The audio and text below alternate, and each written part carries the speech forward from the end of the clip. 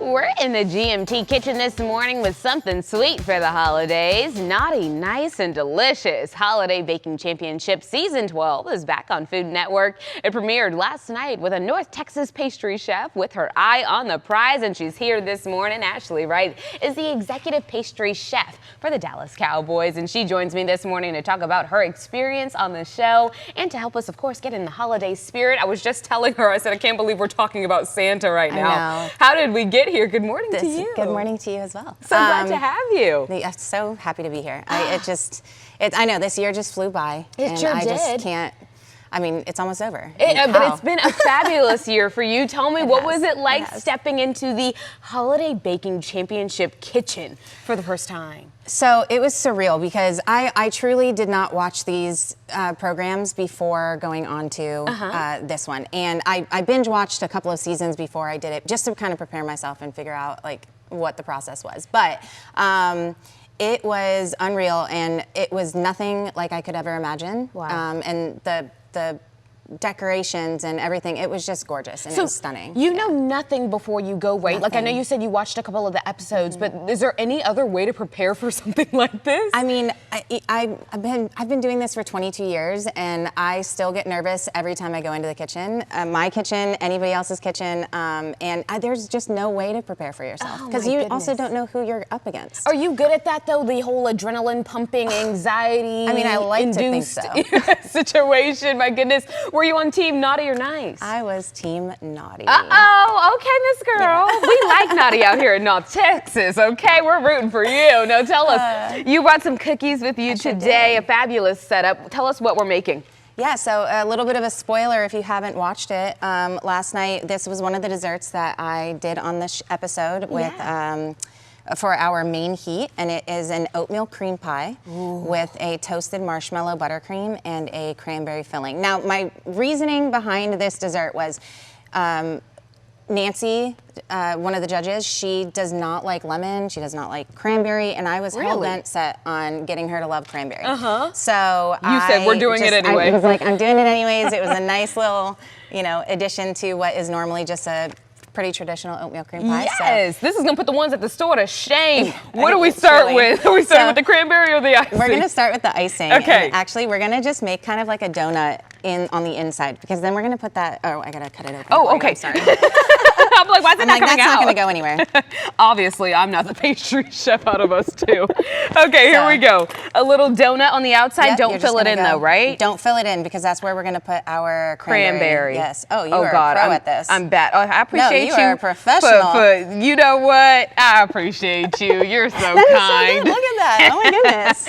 Okay, and then we've got a little cranberry filling going in the middle. Yes, And ma'am. how did you get this cranberry to be? So this cranberry is just fresh cranberries, a little bit of bourbon, because team naughty. And it's the holiday season, baby. Also. Okay, what is the holiday season without a drink? Exactly. And then a little bit of orange zest, some sugar, and you just cook it down until the natural pectin just thickens it. So almost like a raspberry compote almost. Yeah, it's exactly like a compote. Yeah, yep, exactly. Look at me. You're just gonna go in the middle. Look at that. Oh yeah, that looks delicious. And then we just slap another cookie on top, right? Yep, we just sandwich it together like your traditional oatmeal cream pie.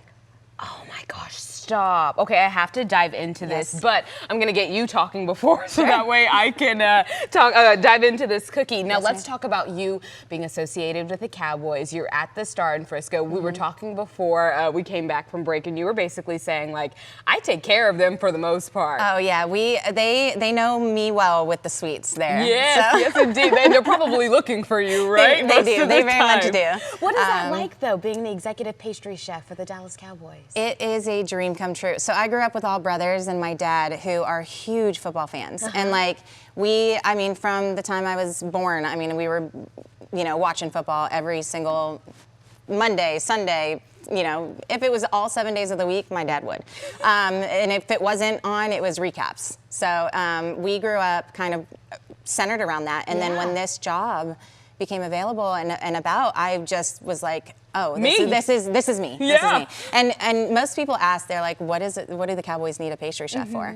But we also do large scale events at the Star for the public, the general public. We do the Christmas tree lighting ceremony. Care of the ball players. You take care of everybody. We take care of everybody. We take care of headquarters. We take care of public events, and here in, I think it's this weekend, our Christmas tree lighting ceremony. So we are super excited for the holiday season to come about, and I mean, it's a dream come true. Well, if you have a suite at the holiday lighting, you'll know who it came from, this gal right here. Can you give us any secrets? Dak's favorite sweet treat, maybe?